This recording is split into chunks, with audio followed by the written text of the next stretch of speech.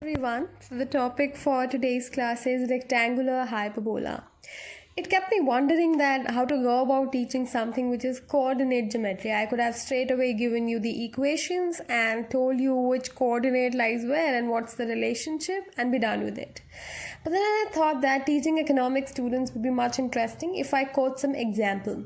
So you must be familiar with the average fixed cost curve, and let me tell you, average fixed cost curve was always taught to you in a fashion that it never touches its axis but only approaches them.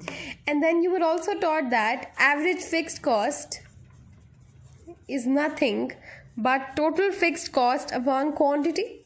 So I'm dividing a fixed cost number with the increasing quantities on my x-axis. So what will happen?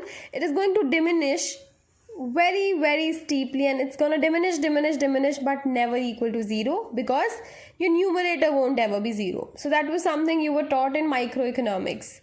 Okay, so that average fixed cost is nothing but a rectangular hyperbola. And how is it a rectangular hyperbola? The speciality of this particular curve is that if you take any point on this curve, trust me, any point on this curve, then the rectangle so formed by those points on the asymptotes. So I call this as vertical asymptote and this as the horizontal asymptote. Let me reserve explaining you what these asymptotes are for later on. But for now, understand that taking any point on this hyperbola and then dropping perpendiculars from those lines to these perpendicular asymptotes, I shall have a rectangle. And the area of that rectangle, for example, the rectangle with the lined area, let's name it A, B, C, O, and this could be D, E, F, O. So rectangle ABCO has the area 15 times 2, that's 30, and rectangle DEFO also has an area 10 times 3, 30. So that means these two areas are equivalent to nothing but the total fixed cost, which is 30. So you get the essence of rectangular hyperbola. It means that taking any point on the rectangular hyperbola and dropping two perpendiculars on the perpendicular asymptotes. So my vertical asymptote is my y-axis here. Horizontal asymptote is my x-axis here. And then I find out the area. This is going to be the constant. So the equation becomes x minus 0, so that's my x coordinate, x into y, this is x and this is y, so can I say x into y is a constant alpha, and I'm subtracting from it the center of parabola. You see, the center of parabola is the point at which the asymptotes intersect. Okay, so my asymptotes intersect at the point origin, which is 0, 0. So that x minus 0 into y minus 0 equals to alpha, and the general form becomes x minus h into y minus k equals to alpha, where alpha should be non-zero because it's a constant area or constant product of these two particular lines. Okay, so that was understanding rectangular hyperbola, and now we will see several cases of it. But there's one more thing to it. What you were taught was that only this curve, but you were never taught the other side of it. A hyperbola has two curves to it, and it makes two quadrants usually. So you can see there that this particular hyperbola is making quadrant 1 and quadrant 3 through the asymptotes. So it could be like this also, that you can have your asymptotes over here as two perpendicular lines, and then your hyperbola can be like this, and it could be in either of these axes. So this is quadrant 1 and 3. It could be like this also. It could make quadrant 2 and 4 also. So it all depends upon certain parameters which we'll be exploring now on. So a good kickstart to understanding rectangular hyperbola was the classic example of average fixed cost curve. So let's move on. So rectangular hyperbola has the general form x minus h into y minus k equals to alpha, where alpha should not be equal to 0. And x equals to h becomes the vertical asymptote, and y equals to k becomes the horizontal asymptote. If alpha is greater than 0, then the hyperbola makes quadrant 1 and 3. And if alpha is less than 0, then the hyperbola makes quadrant 2 and 4. Now, what exactly is this rectangular hyperbola? It is the locus of points, product of whose distances from two fixed mutually perpendicular lines called asymptotes is a constant, as I just taught you. So we just studied that if this is an AFC curve and you take any point on it, then the product of these two distances is going to come out to be equal to a constant. So that's your hyperbola actually. The point of intersection of asymptotes is called center of rectangular hyperbola. Now my asymptotes here are y-axis and x-axis. So the point of intersection, which is origin, is known as the center of hyperbola. Now finally the question arises that how do I understand horizontal and vertical asymptote?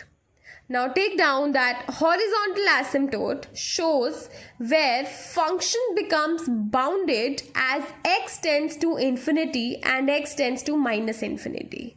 Look at your hyperbola now. As x tends to positive infinity, my function tends to a value of 0. That 0 value is nothing but my horizontal asymptote. You see? So y equals to 0 is the horizontal asymptote here, which means that as limit x tends to positive infinity, my function is equal to h, that is 0. Likewise here also, as limit x tends to minus infinity, my function is equal to 0. So you see, horizontal asymptote is where the function becomes bounded as x tends to either positive infinity or negative infinity. Now let's try to understand the vertical asymptote. Vertical asymptote shows where the function becomes unbounded as x tends to a fixed number k. So consider this hyperbola now. You see, as x approaches 0, your function is tending to positive infinity. You see, as x tends to 0, function tends to positive infinity, and here also as x tends to 0, my function tends to negative infinity. So all that is varying is from where is my x approaching, from the right or from the left. So if your x approaches 0 from the right, function approaches positive infinity, it becomes unbounded, and as x approaches 0 from the left, my function approaches negative infinity. So can you imagine this vertical asymptote like a brick wall which your function cannot break? So it's like a brick wall which your function cannot break, and it only goes and goes up until infinity. Okay, a very good example to understand vertical asymptote is, for example, you are on the hyperbola flying a plane, and this vertical asymptote is like a tall mountain which you cannot cross. So what would you do as a pilot? You would continue flying till the point that you don't collide with the mountain, right? So that's how you can visualize vertical asymptote, and this is a horizontal asymptote, and these two are perpendicular to each other and they intersect at the center of hyperbola, which in our case right now is 0, 0. And then the essence of parabola's definition is that you take any point, let's say P, and draw perpendiculars on your asymptotes, then Pn into Pm should be equal to some constant alpha.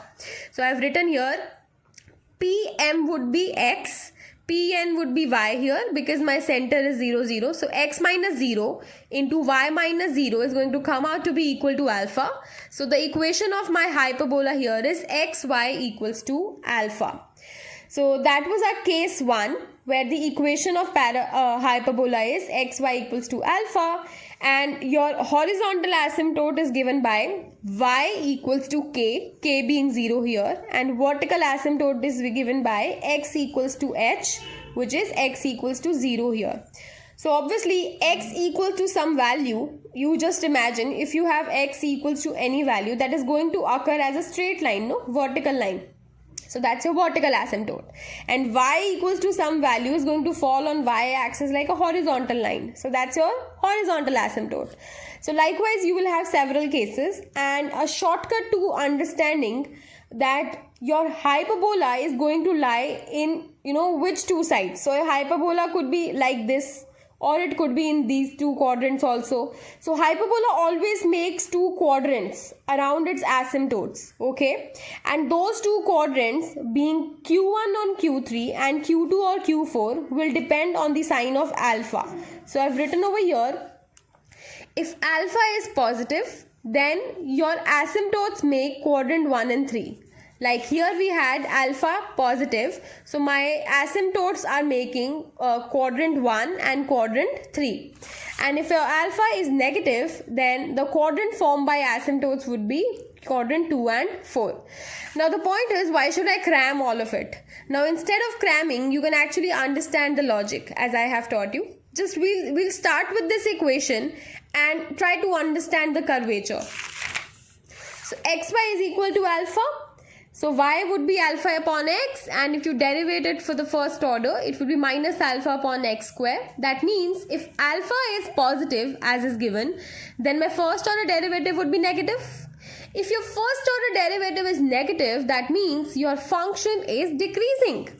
You see, your function is decreasing indeed. It's decreasing. Okay, so that was about understanding the nature of my increasing or decreasing function. So I have this in mind that my hyperbola right now is decreasing as first order derivative is negative.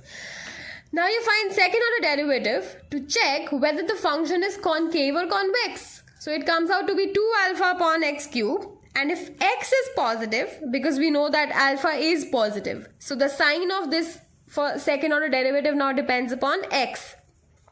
If x is positive, y double dash would be positive. That means your function is convex. If your y double dash is positive, we say that we have such a function. So there's a minima somewhere. Okay, and when your y double dash is negative, you say there's a maxima somewhere. So we call it concave and we call this convex. So since in our scenario, we see that wherever x would be positive, my function should be convex. Now come over here. In quadrant 1, since your x is positive, what's happening? Your function is convex. Likewise, where your x is negative, your function is concave. So now you have answers to all your questions with respect to why alpha being positive, negative makes first or second or third, fourth quadrants, and how do I understand whether my function is decreasing or increasing or whatsoever. So this gives a good idea of when will your hyperbola making quadrant 1 and 3 and when it will make quadrant 2 and 4. However, the shortcut is always with you. If your alpha is positive, it makes quadrant 1 and 3. If your alpha is negative, it makes quadrant 2 and 4, as we'll see in all rest of the 3 cases as well. Case 2 is xy equals to alpha, but alpha is negative. So the general equation of hyperbola is x minus h into y minus k equals to alpha, and I see h and k are 0, 0 in this case. So again, the center of my hyperbola is 0, 0. Where x equals to h is your vertical asymptote, like here x equals to 0, that's my y-axis, and then y equals to 0 is your horizontal asymptote. And since alpha is negative, my hyperbola will make quadrant 2 and 4. Okay, so quadrant 2 and 4 would be made by the hyperbola, and we can clearly see that. So hyperbola is making quadrant 2 and quadrant 4. Then I have performed the same calculus over here also. First order derivative comes out to be minus alpha upon x square, and since I know alpha is negative, my first order derivative will be positive. That means my function is increasing, and you can see it's increasing over the domain. And then second order derivative, again 2 alpha upon x cube. Since alpha is negative, so when alpha is negative and x is also negative, you see, when numerator and denominator both are negative, what will happen? Second order derivative would be positive. Okay, so when second order derivative is positive, we say it is convex, and when second order derivative is negative, we say it is concave. So wherever x is positive, you have a concave function. You see, x is positive over here, so you have a concave one. X is negative over here, so you have a convex one. So you have answers to your questions yet again, that in what quadrants am I going to lie, what are my vertical and horizontal asymptotes, and what is my center of hyperbola. Okay, case 3. x minus a into y minus b equals to alpha. That's the general form. And now I'm saying that alpha is positive and a, b are two numbers which are also positive. Now, step 1 is to identify your horizontal and vertical asymptotes. So those are y equals to b and x equals to a. So y equals to b is some line like this and x equals to a is some line like this, because a and b are both positive. So they are in this quadrant. Okay. And after I have known my horizontal and vertical asymptotes, let me check what my alpha is. Alpha is something positive. That means my asymptotes are going to make quadrants 1 and 3. So you make your hyperbola around quadrant 1 and 3 and then you're good with this. Okay. So you just have to remember that AB tells you about the center of hyperbola. As you can see here, AB is the center. And x equals to a is your vertical asymptote, y equals to b is your horizontal asymptote, and alpha will guide you about the quadrants which the asymptotes are going to make. I have written parabola here. I have a very bad habit of using parabola and hyperbola interchangeably. I don't know why. Please pardon me if I've written parabola somewhere else also. We're not studying parabola, it's hyperbola. Okay, so this should be in a fashion that Pm into Pn should be equal to a constant alpha. Last case is where alpha is negative, although A and B are both positive. Since A and B are both positive, let me first draw my horizontal and vertical asymptotes. So x equals to A is my vertical asymptote, y equals to b is my horizontal asymptote, and since alpha is negative, your hyperbola will be making quadrant 2 and quadrant 4. Now perceive these asymptotes like axes, okay? And once you have these perpendicular to each other, simply look at the alpha and make the hyperbolas. So alpha is negative, quadrant 2 and 4, and you're good with this. Okay, so that was yet again another case. Center of hyperbola would be AB, and Pm into Pn again should be equal to this constant alpha. Now let's do a question. Find the equation of rectangular hyperbola whose asymptotes are x equals to 2 and y equals to minus 3, and it passes through the point 3, 4.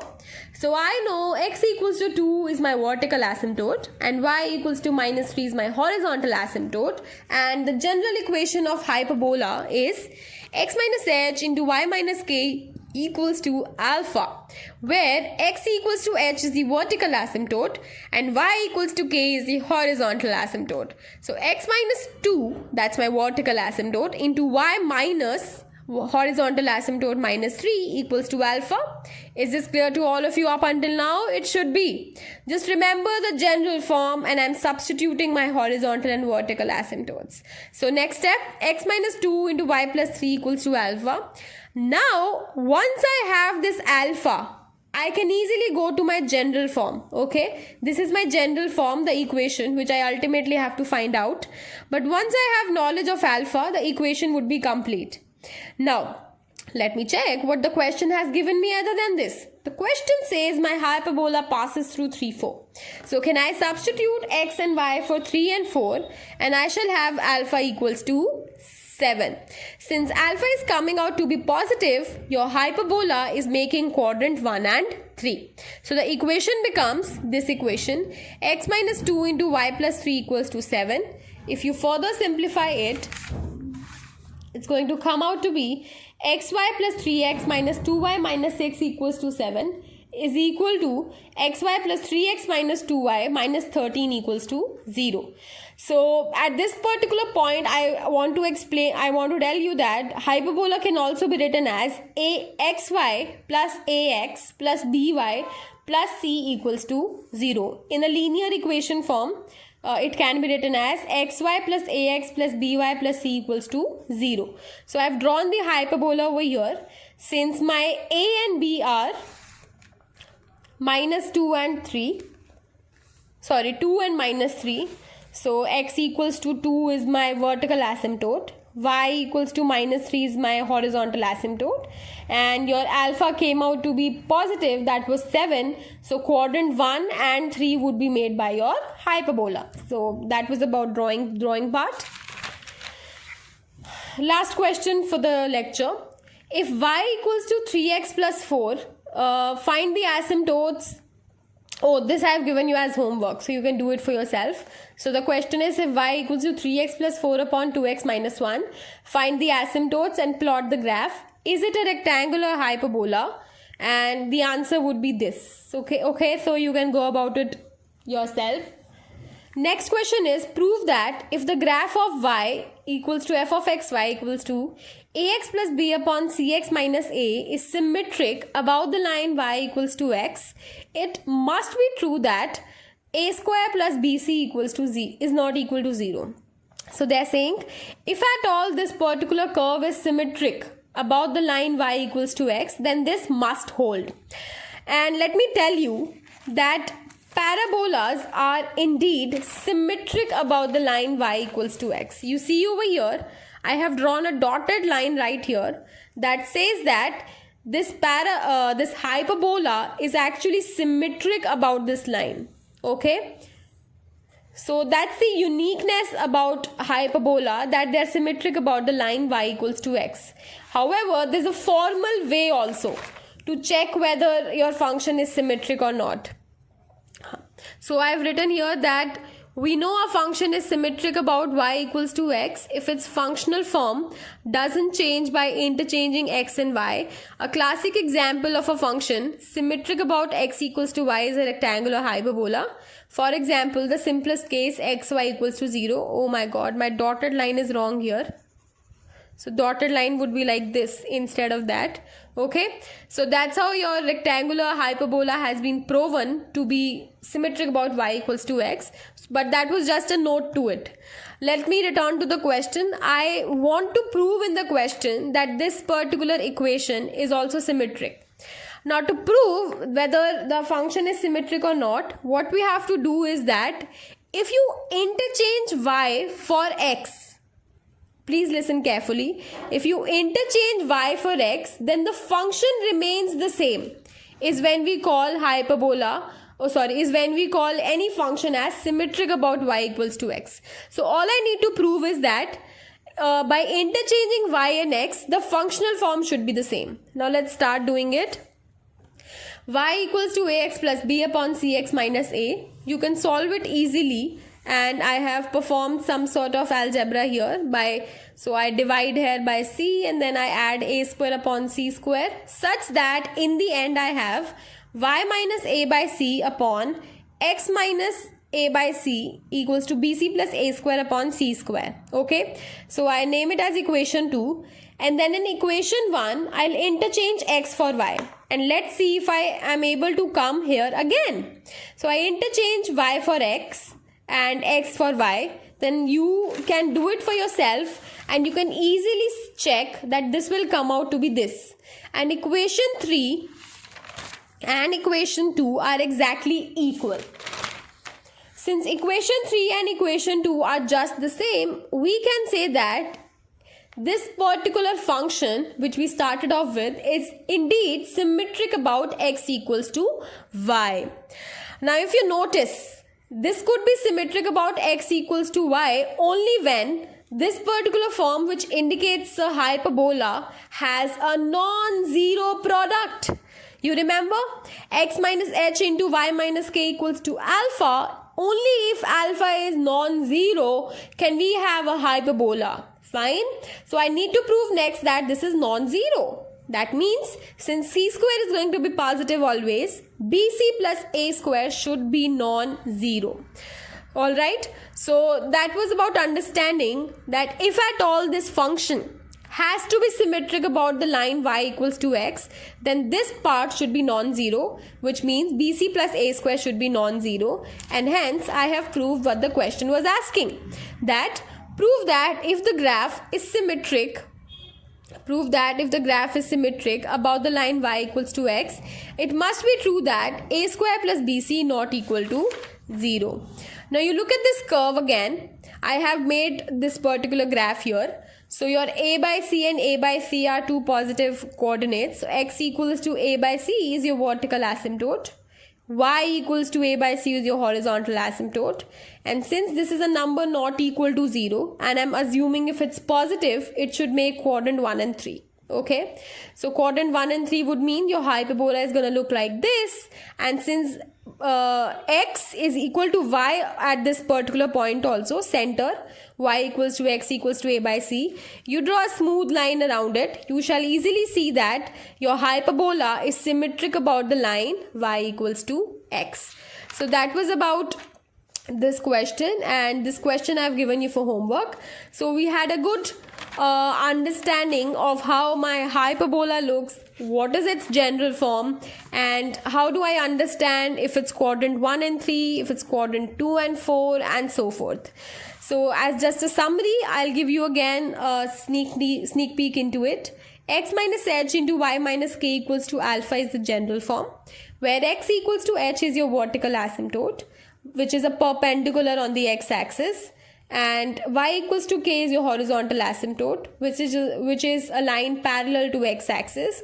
And likewise, if your alpha is positive, then your hyperbola makes quadrant 1 and 3. If your alpha is negative, then your hyperbola makes quadrant 2 and 4. The rest is something which I have explained you already. Okay, thank you for watching the lecture.